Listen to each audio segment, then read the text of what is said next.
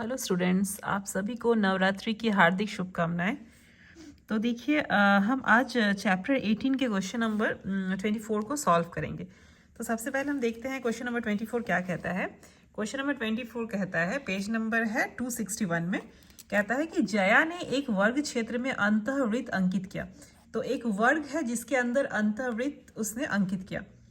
यह वृत्त एक दूसरे समबाहु त्रिभुज का परिवृत्त है। तो उस वर्ग के अंदर जो वृत्त है वो एक समबाहु त्रिभुज का परिवृत्त है। ओके, तो जिसके प्रत्येक भुजा की लंबाई 4√3 सेंटीमीटर है। जिसके मतलब किसके उस त्रिभुज के प्रत्येक भुजा की लंबाई जो है वो 4√3 सेंटीमीटर है। तो वर्ग क्षेत्र के एक विकर्ण की लंबाई ज्ञात कर लिखें। ठीक है, तो यहाँ पे देखिए, जैसा जैसा क्वेश्चन में कहा गया है वैसा हम चित्र अंकित करते हैं। सबसे पहले कहता है कि जया ने एक वर्ग क्षेत्र के अंदर एक क्या अंकित किया है, अंतःवृत्त। तो मैंने अंत मतलब अंदर में, तो इस वर्ग के अंदर में हम एक वृत्त बनाएंगे। और अंतःवृत्त कैसा होता है, जो कि चारों भुजाओं को स्पर्श करे, है ना। तो इस वर्ग के चारों भुजाओं को ये स्पर्श करते हुए गुजरता है, तो इसको हम कहते हैं अंतःवृत्त। अब कहता है क्वेश्चन में कि इसके अंदर में जो है ये जो अंतःवृत्त है वो किसी समबाहु त्रिभुज का परिवृत्त है। मतलब किसी समबाहु त्रिभुज के बाहर में एक ऐसा वृत्त जो कि इस त्रिभुज के तीनों शीर्ष बिंदुओं को स्पर्श करता हुआ गुजरता है। तो ये जो वृत्त है ये इस स्क्वायर का अंतःवृत्त है और इस समबाहु त्रिभुज का परिवृत्त है। ओके, अगर ऐसा है तो क्वेश्चन है, निकालना है हम लोगों को क्या, तो निकालना है हमें उस वर्ग क्षेत्र के विकर्ण की लंबाई ज्ञात करें। तो ये जो वर्ग क्षेत्र है इसका विकर्ण की लंबाई हमको ज्ञात करना है। ठीक है, विकर्ण कौन सा, ये विकर्ण हो सकता है या ये विकर्ण। तो वर्ग के सारे विकर्ण की लंबाई जो है वो इक्वल होती है, तो हमें ये जो विकर्ण की लंबाई ज्ञात करनी है। ओके, तो हम शुरू करते हैं। सबसे पहले क्वेश्चन को समझ के हमने चित्र बना लिया, अब हम शुरू करते हैं इसको सॉल्व करना। देखिए, let ABC is an equilateral triangle. तो मान लिया हम क्या मान लेते हैं कि ABC जो है वो एक इक्विलैटरल या समबाहु त्रिभुज है। Where AB equal to VC equal to AC equal to 4√3 centimetre given. जहाँ पे दिया गया है कि ये तीनों भुजाएं जो है समबाहु त्रिभुज की तीनों भुजाएं AB, BC और AC, ये तीनों बराबर है और तीनों का कितना है लेंथ 4√3 सेंटीमीटर। ठीक है, अच्छा, let radius of circum circle of triangle ABC equal to R। अब हम क्या मान लेते हैं कि इस ट्रायंगल का जो सर्कम सर्कल है अर्थात परिवृत्त है, इस ट्रायंगल का जो परिवृत्त है उसका रेडियस या अर्धव्यास जो है वो कितना है, R है। ठीक है, तो अब क्या है कि हम जानते हैं, हमें ये फॉर्मूला आप बिल्कुल याद रखिएगा। ओके, क्या फॉर्मूला है, हम जानते हैं कि the relation between side of equilateral triangle and radius of circum circle is. क्या एक रिलेशन होता है, किसी भी समबाहु त्रिभुज और उसके परिवृत्त के बीच में एक रिलेशन होता है। क्या रिलेशन होता है, वो होता है कि A इक्वल टू √3R। ये फॉर्मूला हमको याद रखना है, जहां पर A क्या है, A जो है त्रिभुज की भुजा है।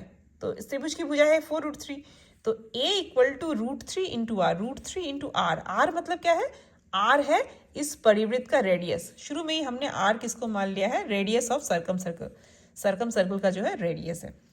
तो ये है फॉर्मूला, इसको हम याद रखेंगे। A इक्वल टू √3R, जहाँ पे A जो है त्रिभुज की भुजा है, समबाहु त्रिभुज की भुजा है, और R जो है वो परिवृत्त का अर्धव्यास है। विच इम्प्लाई, अब A की जगह में हम कितना लिखेंगे, A का लेंथ हमको पता है, क्वेश्चन में दिया गया है कि AB equal to BC equal to AC, अर्थात ये तीनों भुजाएं बराबर है और A का वैल्यू कितना है, भुजा का कितना मान है 4√3। तो A की जगह में हमने 4√3 बराबर √3 उधर उतर गया और R जो है उतर गया। तो विच इम्प्लाई, अब हमें R का वैल्यू निकालना है। तो देखिए यहाँ पे √3 और √3 जो है कैंसिल हो जाता है, तो R का वैल्यू कितना था, R इक्वल टू आ जाता है 4 सेंटीमीटर। ठीक है, अब हमें क्या निकालना है, देखिए, तो इसीलिए डायमीटर ऑफ द सर्कल, हमें जैसे ही R प्राप्त हो गया, देखिए R मतलब इस ये जो रेडियस है, इस सर्कम सर्कल का जो रेडियस है वही तो R है, राइट। तो R का वैल्यू आ गया है 4।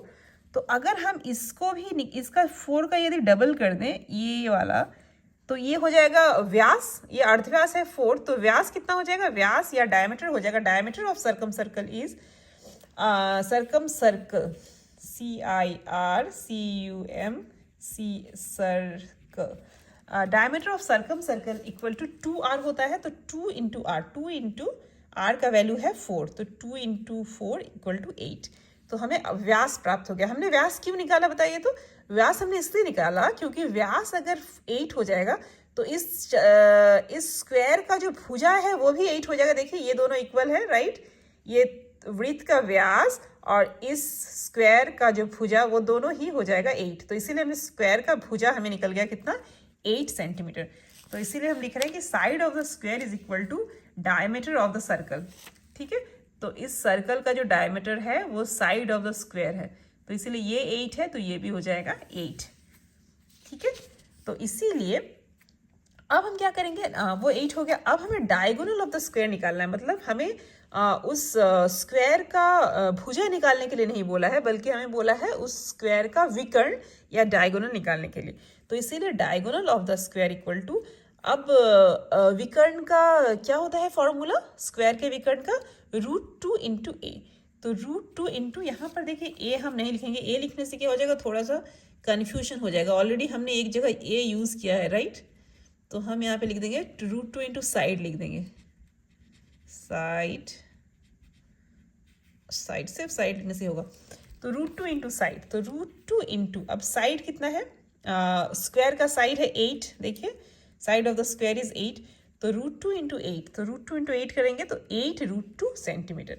तो ये हो गया विकर्ण उस स्क्वायर का। ठीक है, तो इस वीडियो, ये हमारा हो गया आंसर, और इस वीडियो में बस इतना ही। मिलते हैं बहुत जल्द नेक्स्ट वीडियो में, और आप लोग अच्छे से पूजा बिताइए। ठीक है, ओके, थैंक यू।